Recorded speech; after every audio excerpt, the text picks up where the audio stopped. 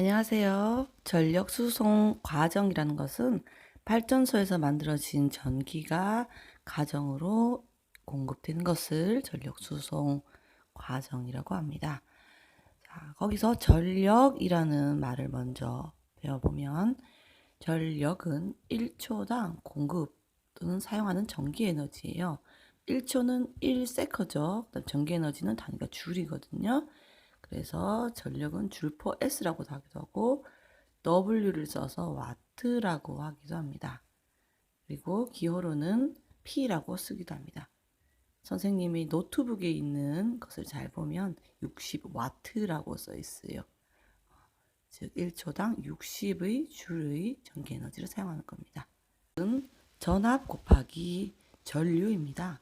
어떤 전류를 어떤 전압의 힘으로 밀어주는 것이다 라고 생각하면 되고 그 전기 에너지를 전력이라고 하는 거죠. 그리고 전압은 또 V는 IR이라는 공식을 배웠죠. 그래서 대신 그것을 대입해 보면 I 제곱 R이라는 식도 나옵니다. 그래서 전력은 전압과 전류를 곱해도 나오고요. 전류 제곱 곱하기 저항을 해도 전력을 구할 수 있습니다. 이 두 가지 식은 꼭 기억해 주기 바랍니다. 발전소에서 가정까지 만들어지는 전력이 공급되는 과정을 전력 수송이라고 했고요.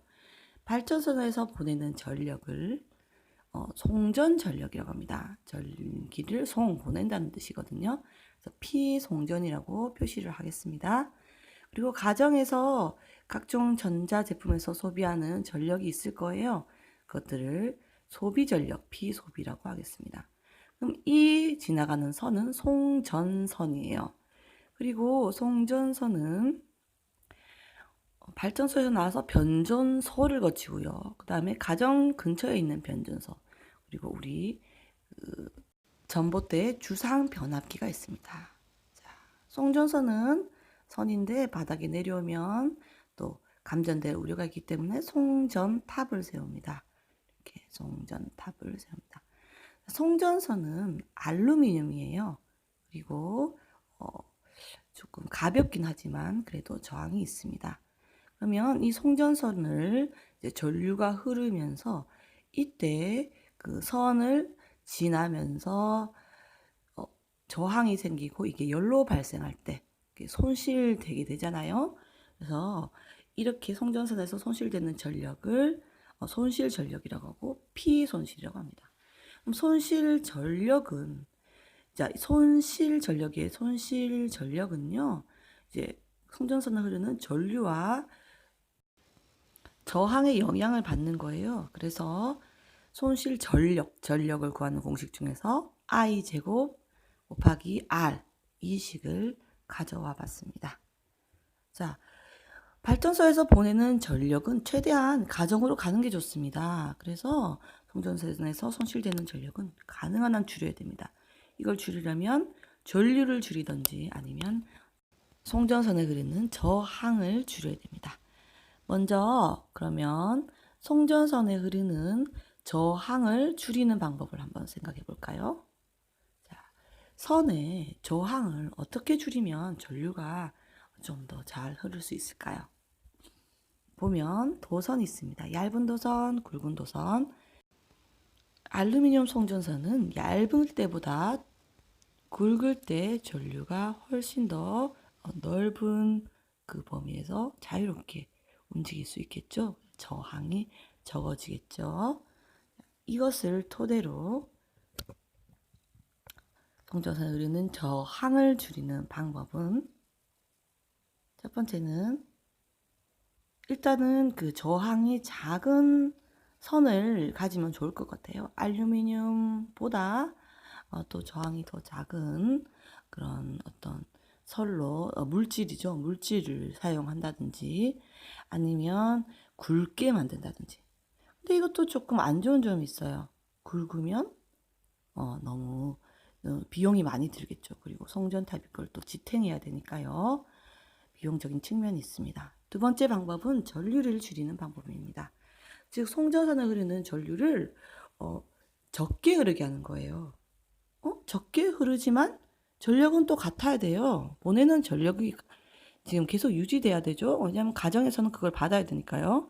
자, 전력을 전류 곱하기 전압이라고 하면 여기에 어떤 전압이 밀어주는 힘에 의해서 전류가 나갈 겁니다.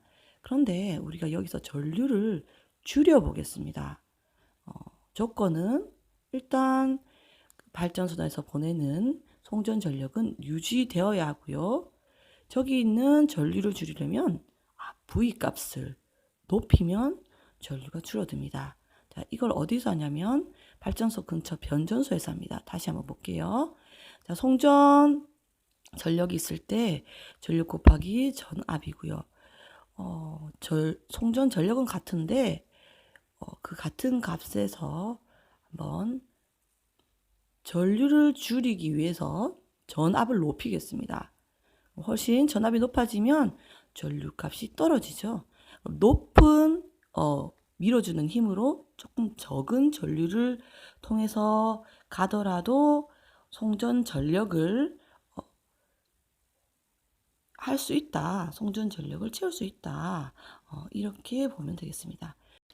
숫자로 예를 들어 보겠습니다. 송전 전력이 210kW라고 생각해요. 그러면 발전소에서 10A로 22kV로 전압을 보낸다고 생각합시다. 그런데 변전소에서는 10A를 1A로 줄이고 보내고 싶은 거죠. 그러면 전압은 220kV가 됩니다. 즉 우리가 10A를 1A로 전류를 완전히 줄이는 데에는 전압이 지금 증가한 걸 볼 수가 있습니다. 자, 전압은 몇 배가 증가했죠? 예, 22에서 220이 됐으니까 10배가 되었고요. 그에 반해서 전류는 10분의 1배가 되었습니다. 예. 그러면 좀 1A 정도로 송전소는 흐르기 때문에 훨씬 저항이 적게 저항이 적어서 이제 손실 전력도 줄어들겠죠. 그러면 발전소에서 그냥 보냈을 때의 손실 전력을 계산을 해볼게요. 자, 10A잖아요. 거기에 제곱 곱하기 R을 하면 이게 100R 정도가 나오는 거예요. 그러니까 R은 저항값이 주어질 거고요. 이번에는 그 변전소에서 1A로 해가지고 계산되면 1R이에요. 네. 전류를 적게 해서 보낼 때가 손실 전력이 훨씬 줄어들죠. 100분의 1배로 줄어들었다는 것을 알 수가 있습니다. 그러니까 전류를 줄여서 보내는 게 손실 전력을 줄이는 좋은 방법인 거죠. 즉 이것을 결론을 지어 볼게요. 우리 손실 전력의 크기를 적게 하기 위해서 우리는 전압을 어떻게 하기로 했죠?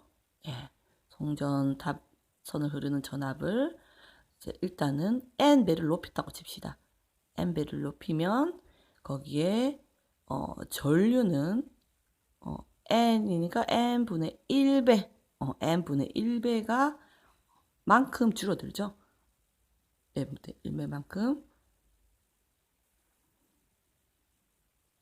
줄어들게 되고요. 그러면 저기 손실 전력의 그 식에다가 넣어보면 얼마입니까? I 제곱이잖아요. I가 지금 n분의 1배가 되었죠. 그러면 n분의 1의 제곱 R이니까 결국 n의 제곱, m의 제곱 1배가 될 수 있습니다.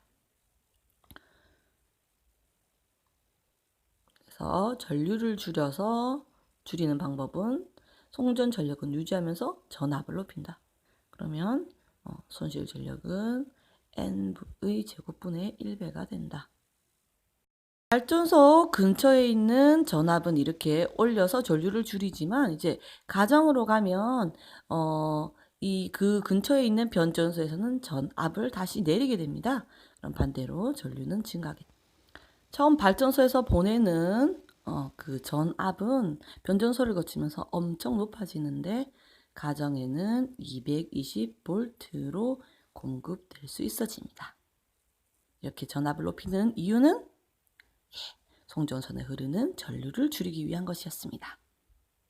화이팅!